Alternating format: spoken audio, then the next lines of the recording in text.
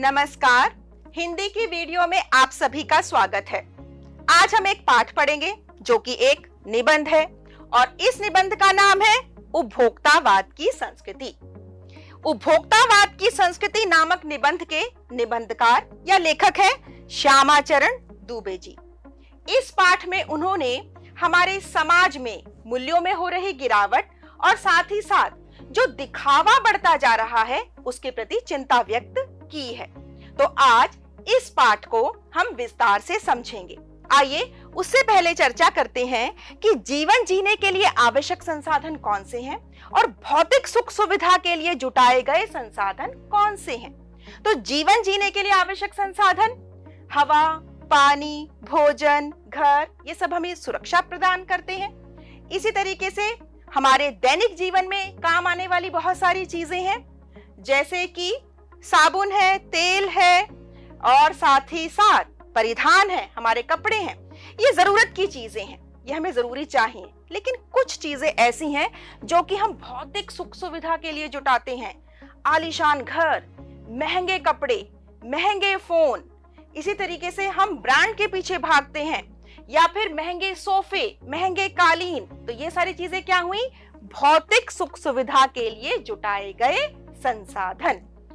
अब हम इस पाठ को विस्तार से समझेंगे जो कि है उपभोक्तावाद की संस्कृति। तो अब एक प्रश्न हमारे पास है कि उपभोक्ता कौन होता है? उपभोक्ता यानी कि ग्राहक, यानी कि जो सामान खरीदता है, जिसको हम कंज्यूमर भी कहते हैं।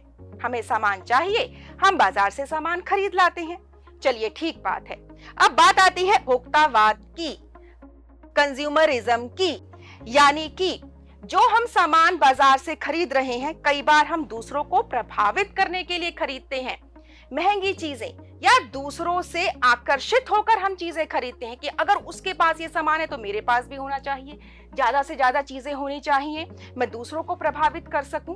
तो यह हुआ उपभोक्तावाद, यानी कि मैंने अगर जो सामान अपनी भौतिक सुख सुविधाओं के लिए जुटाया, ज्यादा से ज्यादा सामान खरीदा, यही है उपभोक्तावाद की संस्कृति। संस्कृति मतलब जीवन शैली, यानी कि जीवन जीने का तरीका। ये हुआ उपभोक्तावाद की संस्कृति।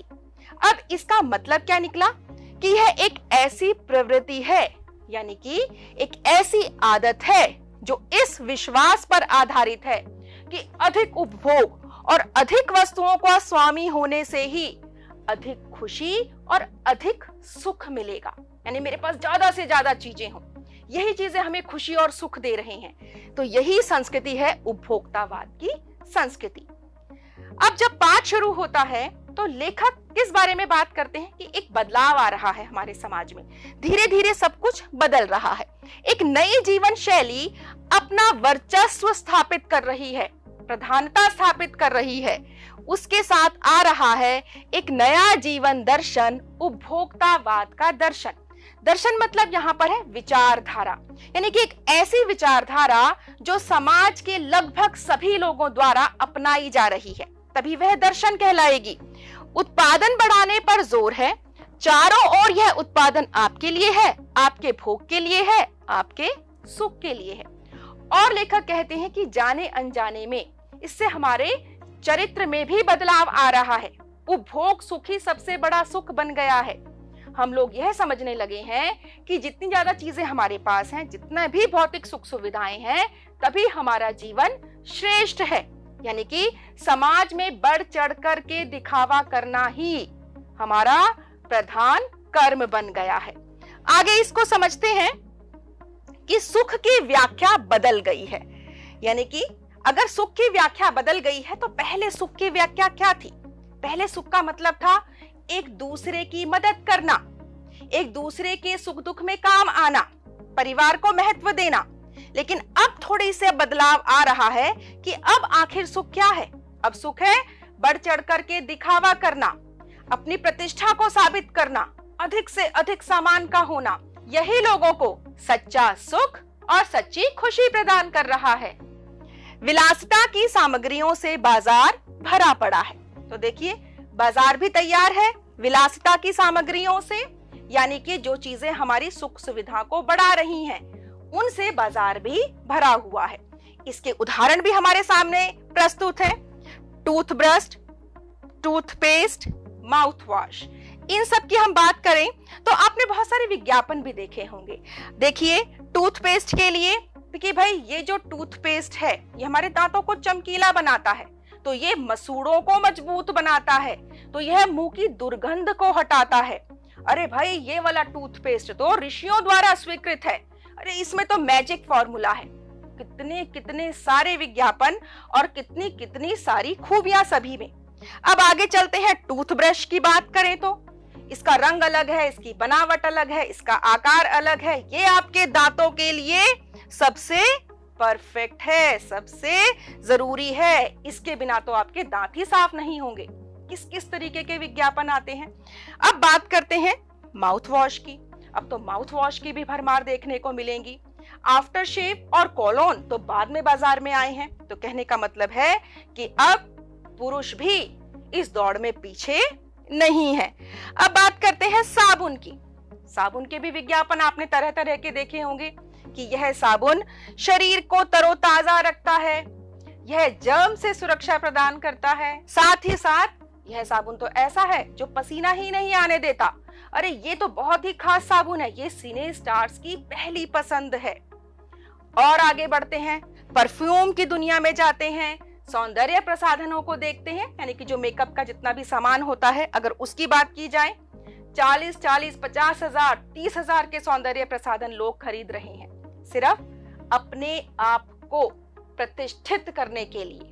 ये सब प्रतिष्ठा प्रदर्शन के सवाल बन गए हैं। साथ ही साथ कि ये सौंदर्य प्रसाधन तो मैंने पेरिस से मंगवाया है, विदेशों से मंगवाया है। तो देख रहे हैं आप कितना दिखावा समाज में बढ़ता जा रहा है। अब हम बात करते हैं कि अभी तक हमने क्या समझा।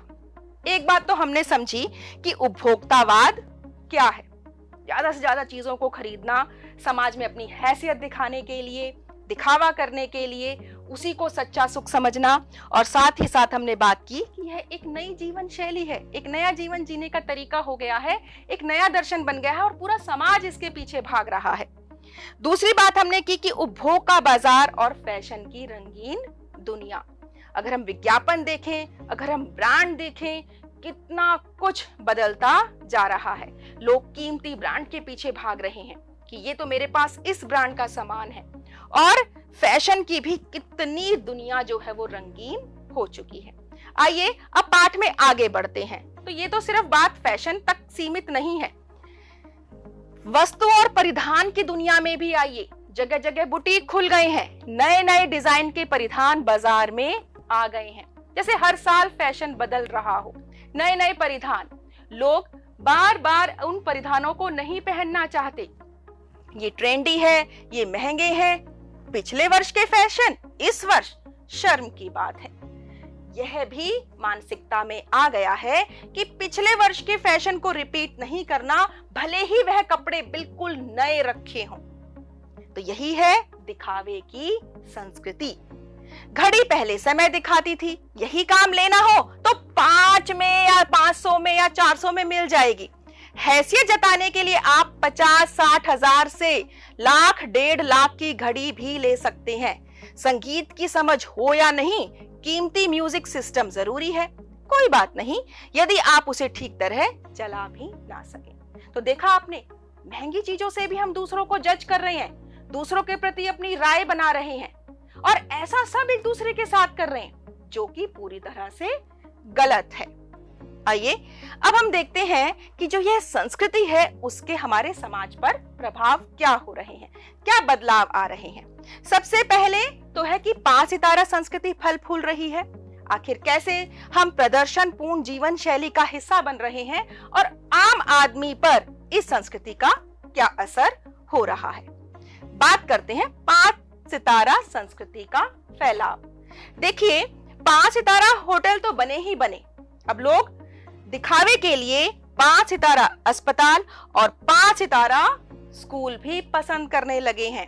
जरा सोचिए, अस्पताल भी 5 सितारा। यानी कि जब लोग अपना इलाज कराने के लिए अस्पताल में जाते हैं, वहां पर भी महंगे से महंगा कमरा लेना चाहते हैं। और देखिए, उपभोग का बाजार है, विलासिता की सामग्रियां भरी पड़ी हैं, तो अस्पताल की कंपनियों ने भी ऐसे कमरे बना दिए हैं जो होटलों से कम नहीं हैं। इसी तरीके से शिक्षा के जो स्थल हैं, जो पाठशालाएं हैं, वो भी हमारे पास 5 सितारा स्कूल इस तरीके से बदल चुके हैं। अस्पताल बदले, स्कूल बदले, होटल तो 5 स्टार हो ही चुके हैं। देखिए, दूसरी बात हम करते हैं प्रदर्शनपूर्ण जीवन शैली की। कितना दिखावा बढ़ता जा रहा है। भारत में यह स्थिति अभी नहीं आई है, लेकिन अमेरिका और यूरोप के कुछ देशों में आप मरने के पहले ही अपने अंतिम संस्कार और अनंत विश्राम का प्रबंध भी कर सकते हैं, एक कीमत पर। इसका मतलब क्या हुआ? यानी अमेरिका में एक ऐसी कंपनियां भी खुल गई हैं जो यह तय करती हैं कि आप मरने के बाद कौन कौन सी सुविधाएं ले सकते हैं। यानी आपकी कब्र के आसपास हम इस निश्चित पैसों में, रुपयों में या इस निश्चित कीमत पर आपको कुछ सुविधाएं दिलाएंगे। कौन कौन सी है? जैसे कि आपकी कब्र के आसपास हरी भरी घास होगी, फव्वारे होंगे, मनपसंद म्यूजिक की व्यवस्था होगी।